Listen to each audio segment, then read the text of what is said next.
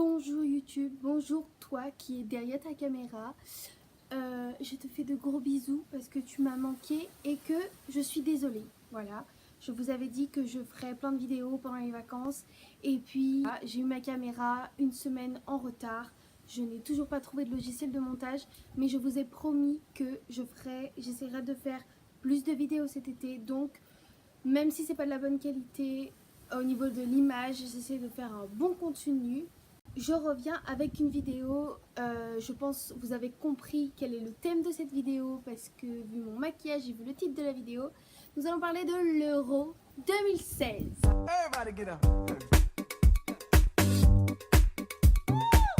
Alors, l'Euro 2016, ah ah ah ah ah, très drôle. On va revenir sur quelques petits points, d'accord? Les Portugais, merci.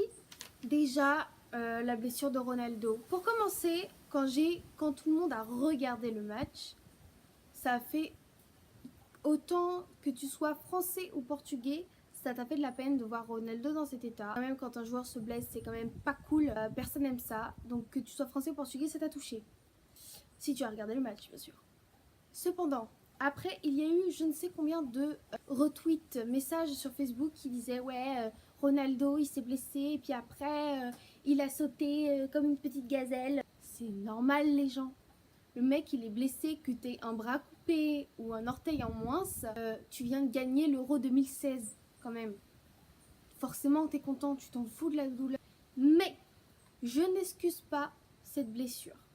Pourquoi pour faire cette vidéo, j'ai bien évidemment fouillé tout au niveau des statistiques, des chiffres, des images et des commentaires. Et j'ai vu une photo où on voyait quand même la jambe de Ronaldo. Je pense que tout le monde a vu cette photo qui a tourné sur Facebook. La jambe de Ronaldo était quand même sacrément bien tordue. Mais Coco, quand tu te fais mal à la jambe gauche et que tu tombes à terre en te tenant la jambe droite, non, j'ai pas compris. Je vous mettrai la photo ci-dessous. Je sais pas quoi dire quoi. Le mec zéro. Alors, il y a une chose qu'il faut dire quand même. Le Portugal donc, ne mérite pas au complet sa victoire, mais cependant ça reste une bonne équipe. Si on n'a pas réussi à marquer de but, c'est que c'était quand même un gros bloc de défense bien compact et c'était quand même une bonne équipe. On a été une très bonne équipe aussi. Mis à part ça, dans le match surtout vers la fin, a été très agressif. Il y a énormément de fautes qui n'ont pas été comptées pour les Portugais. Je pense que vous l'avez tous vu. Ceux qui n'ont pas vu le match, je vous mettrai les photos. Alors ok, la main de Eder. L'arbitre n'a pas vu, ça arrive à tout le monde. Ok. On essaye d'être tolérant, on essaye de dire ok, il n'a pas vu, ça arrive à tout le monde de faire des erreurs. Enfin bon, il y a quand même une différence de pigmentation de la peau. J'ai pas compris. Bref, cependant, quand le mec te chope, le joueur français, comme ça, même au rugby, ce n'est pas autorisé. Là, l'arbitre, et surtout qu'en plus, là, il n'y avait pas histoire, ok, sa main était en face, qu'il y avait des gens, j'ai pas vu. Ça fait quand même beaucoup à avaler d'un coup. Pas du basket, c'est pas du catch, c'est du foot. Ensuite, pour résumer le match, rien qu'au niveau des statistiques, d'accord ? On a quand même sacrément dominé, on a fait quand même des actions vraiment belles. On a eu 18 tirs contre 9 pour le Portugal. Sur nos 18 occasions, il y en a eu 9 qui ont été vraiment extraordinaires. Le poteau de Giroud, ça, les Portugais ont vraiment eu de la chance parce que c'était juste phénoménal. Donc en gros, ce match, on dominait. On a très bien joué au niveau des passes, au niveau des actions. Les Portugais ont eu beaucoup de chance. Maintenant, ça arrive. Bravo à eux.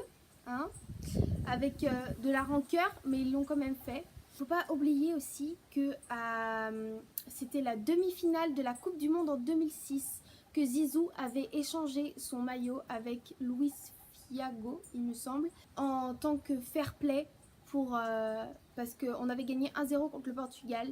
Et là, il n'y a rien du tout de fair play dans ce match. Le parcours du Portugal dans l'Euro 2016, jusqu'à la demi-finale, ils n'ont pas gagné un match sur le temps réglementaire. Islande, 1-0. Autriche, 0-0. Hongrie, 3-3. La Croatie avec prolongation 1-0 et la Pologne 1-1 pour commencer et ils ont fini au tir au but avec 5-3. Peu laborieux comme parcours. Le pays de leur premier match qui gagnait avec les premiers buts qu'ils faisaient dans le temps imparti réglementaire. Comparé au parcours de la France qui a fait 2-1 contre la Roumanie, 2-0 contre l'Albanie, il y a eu la Suisse 0-0, l'Irlande 2-1, l'Islande 5-2, on les a quand même rétamés quoi. L'Allemagne 2-0, ce match était magnifique. Et le Portugal 1-0. C'est-à-dire qu'à part le Portugal et la Suisse, sur tous nos matchs, au temps imparti, on a au moins marqué 2 buts. Je veux dire, au niveau du parcours de l'Euro 2016, on s'en sort beaucoup mieux. Tout, pour comparer les deux équipes sur le parcours, ils ont tiré 119 fois, ils ont marqué 8 buts et ils en ont pris 5. On a tiré 108 fois, on a marqué 13 buts et on en a pris 5. On a quand même eu un magnifique parcours au niveau de l'Euro 2016. Je pense qu'on a eu aussi des très bons joueurs. Alors moi je regarde le foot depuis la Coupe du Monde 2014. C'est pas depuis longtemps mais j'essaie quand même de suivre rien qu'au niveau des commentaires. Chaque année on découvre des joueurs. Moi c'était Hugo Lloris à la Coupe du Monde qui m'a fait aimer le foot. Ce gardien est super, il nous a quand même sauvés je ne sais combien de fois, rien que sur la finale contre le Portugal. Il y a eu aussi le meilleur joueur de l'Euro 2016, Griezmann. Alors je me suis un peu renseignée sur Griezmann et je vais vous en parler un petit peu parce que j'ai envie, quand même l'un des joueurs qui a fait aimer le foot aux femmes et aux gens sur l'Euro 2016. C'est quand même le joueur de l'Euro 2016, c'est le joueur du match contre l'Allemagne. Antoine Griezmann, il a 25 ans, c'est donc le meilleur joueur de l'Euro 2016, mais ça s'explique. Ça s'explique parce qu'il a ça dans le sang. Son grand-père côté maternel, et ça en plus c'est un comble, son grand-père, non pas côté maternel, côté paternel, était un joueur professionnel au Portugal. Son père était son entraîneur et lui maintenant est joueur professionnel et ce n'est pas sans mal. Il a fait énormément de clubs français qui ne l'ont pas pris. Ensuite, c'est à l'âge de 14 ans, c'est un entraîneur du Pays Basque qui l'a remarqué et qui l'a entraîné et ensuite il est parti en Espagne là où il a pu devenir joueur professionnel. C'est maintenant un élément que tout le monde aime, qui est un élément crucial pour l'équipe de France. Et ce n'est pas sans fausse note, vu que j'ai appris en fouillant un peu sur internet qu'en 2012, Antoine Griezmann avec 3 de ses coéquipiers avait fait le mur pour aller en boîte de nuit en 2012 et il avait été suspendu pendant 2 ans de jouer. Et c'est en 2014, quelques mois après la Coupe du Monde, qu'il a été repris dans l'équipe de France, qu'il a été apte à rejouer. Donc voilà, cette vidéo est terminée. Un grand merci aux Bleus parce qu'on a eu quand même un parcours extraordinaire de l'Euro. Voilà. De gros bisous à vous. Dites-moi dans les commentaires ce que vous pensez de la finale de l'Euro 2016, ce que vous pensez directement de l'Euro 2016. Un grand merci aux Bleus pour ce championnat. C'était quand même fantastique. Mettez un pouce bleu si vous avez aimé la vidéo. Partagez pour que je puisse connaître les avis de vos amis et les avis des amis de vos amis.